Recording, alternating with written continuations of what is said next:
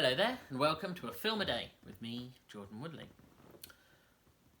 It's been a while, but I am back on the movie musicals.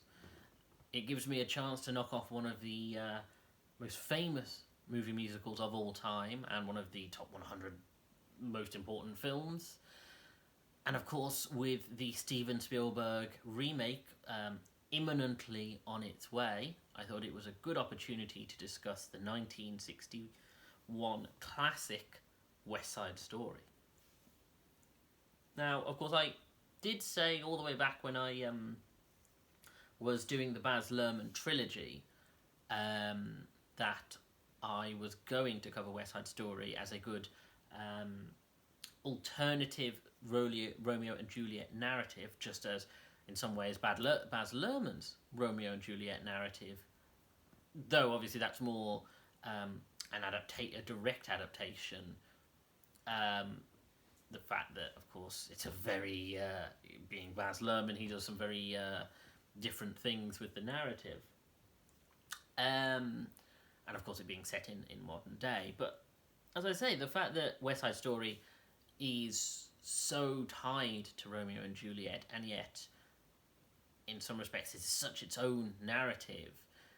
You know, the fact that you've got Tony and Maria, and the fact that, of course, you know, superficially you've got the aspects of the fact that it's set in 1940s New York. Is that right? 1960s. 1960. Oh, it is set contemporaneously to the film then. Yeah. Thank you, producer wife Helen. The fact that it's set in 1960s New York, you know, the fact that it's sort of street gangs rather than sort of political gangs or political groups, the sort of racial subtext of it. There are all these interesting themes that are injected into the film that really do give it a strong sense of originality, not to mention, of course, the musical aspect of it, which, you know, yes, there isn't anyone who I think would have seen an adaptation of Romeo and Juliet and then seen this and not said, this is a Romeo and Juliet inspired film. But at the same time, it really does strike its own path. It really does want to stand out as a distinct story. And I don't know, there is just a sort of atmosphere and culture to it that I think, as I say, there isn't much to say regards to the Romeo and Juliet nature of it. You've got Tony and Maria, they fall in love because they're on the different sides of the track. You know, they're both associated with two different gangs. They can't be lovers, and then of course tragedy strikes and characters die, which leads to more characters dying, which leads to strife, which then of course leads to a tragic ending. All those beats are there, and yes, the Romeo and Juliet aspects are there, but it's the least interesting part of the story. The story itself is more about, I suppose, sort of post-war America and the idea of sort of the new wave of immigration. You know, very much, a universal theme, I suppose, of American storytelling, American cinema, the idea of the fact that America is a country built on immigration, and yet every time a new sort of generation of immigrants arrives, there is this sense of this is mine, the this is mine and not yours ideology, and the sort of ways in which characters sort of interact and start to build community, and yet face tension. And, you know, right now, thinking about it and thinking about the fact that Spielberg has elected to make a remake now, a lot of the themes and ideas that existed within this version of the film are completely relevant to now. You know, particularly the relationship with the police, with, what was his name? Officer Strape, is it? Schrank. With Officer Schrank and his role in the narrative. You know, of course, paralleling the current tension between sort of the American population, particularly the immigrant population, and the police right now. And then, of course, the racial and sort of social tensions of the US, again, paralleling now, where, of course, in a post-Trump America, that sort of rise of, and of course the great building of the wall, has led to a sort of a resurgence of racial divide between communities. And so, of course, it's perfect timing for Spielberg to make this. It makes perfect sense that he would choose to represent this, because this narrative is, well, it's universal, seemingly. If, of course, you know, the Romeo and Juliet narrative is universal, the West Side Story narrative is universal, it only makes sense that now is a time to remake this film. And in terms of musicals, I mean, this is obviously, you know, we're in the 60s now, we're well into, you know, many decades of the movie musical being in full swing. We've sort of passed the Ginger Rogers era, and we've passed, am I right in saying we've passed the Hammerstein? Is it Hammerstein? You know who I'm talking. Rogers and Hammerstein. No, not quite. We're not quite out of the Rogers and Hammerstein era, but we're seeing a shift, I suppose, in movie musicals, or at least, as I've said, it's not my, of all the genres of cinema, it is the genre that I feel that I am this year electing to try and learn the most about, and so these are my impressions based on what we have covered so far. But the 60s seems to be a point in which the idea of the movie musical is shifting from what it was earlier. Now, of course, a film like West Side Story is still very steeped in sort of that golden age style. It is still very much about dance and singing, sort of layered together to make these grand set pieces. But a film like this is definitely more geared towards narrative. Not to say that there are musicals before that weren't geared towards narrative, but this is very much a case of narrative first, set piece, you know, dance sequences, music, songs second, and the songs need to inform the story more in an opera sense, I suppose, than in a you know, in the way that some of the older musicals might have incorporated them.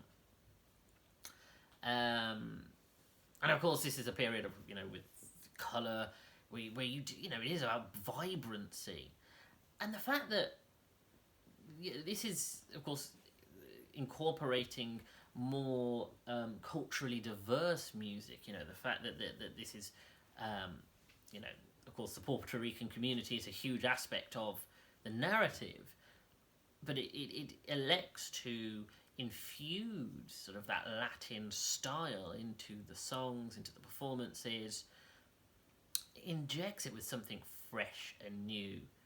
Again, I don't know how diverse the musicals are prior to this in terms of style, but I was definitely starting to see a consistency within style, a certain form to it, whereas this feels like it's trying to do something different from that, and I can see why it would therefore stand out, because it is different than what I've seen before. I wouldn't say better, I wouldn't say worse, it's just alternative. It is an alternative style, you know, more like a sub-style, I suppose, because, as I say, it retains a lot of what came before and what will continue after through, you know, to Singing in the Rain. And like I say, there is this nice melding of, you have your big dance singing set pieces where it's about the group ensemble, it's about creating these, you know, big almost stagey performance styles, but it's now, I appreciate the fact there are moments where a lot of the musicals that I've watched up to this point I wouldn't necessarily say in some of the films that there are songs I go, that is a song that I can identify. This film has a number of songs that I go, I like this song, I don't like this song, I think this set piece works. It no longer feels like it is an ongoing performance. It feels like you're seeing almost set pieces set between narrative storytelling. I mean, there are definitely stretches in the film where there are, probably some of the longer stretches where there are not songs or dancing, where it is just performance scenes. And to me, if I'm being totally honest, that definitely appeals more to me. It appeals more to the sort of style of musical filmmaking that I feel like I like, because I think it's partly because I know that there are going to be certain sequences that I'm going to like. As I've said before, movie dancing isn't something that particularly appeals to me. But I can appreciate, say, the opening scene, and I at least get a sense of, okay, so this is this particular sequence. And this film definitely has moments where characters are singing together, particularly, of course, Tony and Maria, where it's not dancing, it is just a performed duet, and it is supposed to be entirely leaning upon the vocal performances. And I appreciate that's different from some of the bigger ensemble set pieces. And then there are things in between where it's, it is about a bit of the movement and the physicality, but also about the vocal ability of the performers. And I think, it just gives me a real sense of variety to it. It really has different parts of the film have different colours to them. Just as I say, the vibrancy of the colours on screen, it really, within the sort of musical style, has a real variety within the colour, a real the same level of vibrancy. And yeah, it is a really good film. It is ultimately a very good film. I wouldn't say that for me personally it is up there in even amongst the musicals that I like. It's not going to, it's going to take some watches before I would say I absolutely love this film, but I appreciate it, I understand it, I understand why it is so beloved, why it's held up as one of the greats, because there is so much to it. It's funny because when the cultural zeitgeist of West Side Story and the idea of sort of the movie musical gangs, people always point to West Side Story as sort of the silly, cheesy gangs where they're snapping their fingers and calling each other daddy-o and all that kind of thing. And of course that being like, well, that's a softer, a simpler way to present gang culture within storytelling without it being something that is a bit too close to home for a lot of Americans. And yet, seeing this, now that I've seen it, it is still quite... perhaps visceral isn't quite the right... but it touches... So it does touch some nerves. It is about, like I say, the racial tension, the fact that the sort of escalating cultures of violence within youth, and the idea, the sort of almost inevitability of street violence, and the fact there are consequences and casualties because, and levels of brutality where, both perpetrators and bystanders are being affected by the unnecessary levels of cruelty that these people, that happen because of escalation, and the idea of gangs sort of initially starting, sort of almost honourably, almost a sense of rules and code, but then as the escalation, sort of builds, you get that sense of, this is now just senseless violence, and the theme of senseless violence, and the themes of, the idea that, of course, this famous song in America, Coming to America. Is it called Coming to America? In America? America. Is it just called, the idea of sort of the immigrant's dream, and the idea that, the tension between those who think that they can find something new and free, and those who only see the negative sides.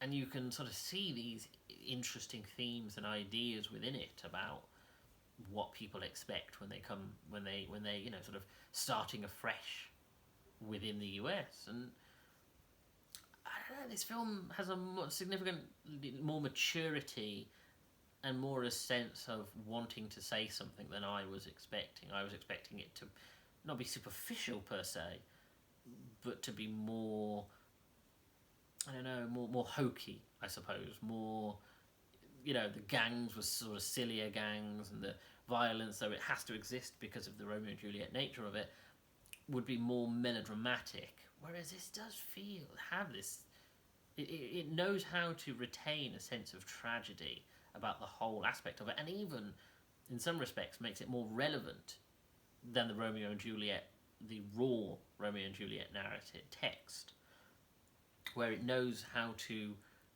sort of make those ideas more relevant and more sort of sensitive and than could have been done through the Shakespeare text. And I think it has to be, it is credited for that. It is applauded for that, because it just hits all these notes that is remarkable. It really is. Really is a remarkable document of that particular time period within movie musicals. And so yeah, I credit it for that, and I understand now, I appreciate and understand why it is so beloved, and would happily see more movie musicals trying this style. And again, maybe it's the jazz aspect of it, which I did appreciate.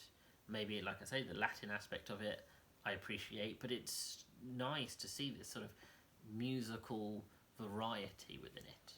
And yeah, this film definitely left an impression on me, and I'm really looking forward to seeing what Spielberg is going to do with it and how it'll stand out differently. My concern would be, of course, being that on some level it will be more traditionally a remake of the 61 film, whereas my hope would be that he's more willing to push boundaries on it and give it its own identity in the same way that it has its own identity away from the Romeo and Juliet text. But we'll just have to see. In Spielberg, I have faith in him, and I really do. I am looking forward to it now. Anyway, thank you for joining me. If you like this video, hit the like button, comment below, and share the video, because this all helps me in the algorithm. Subscribe to the channel and hit that bell to get notifications of when new videos are uploaded. Check out my back catalogue of over 250 videos, and follow me on Twitter at Jordan_Woodley, where I tweet about TV shows and films, and I share these videos once they're uploaded to YouTube, either the day of or the day after. Thank you for joining me. Take care.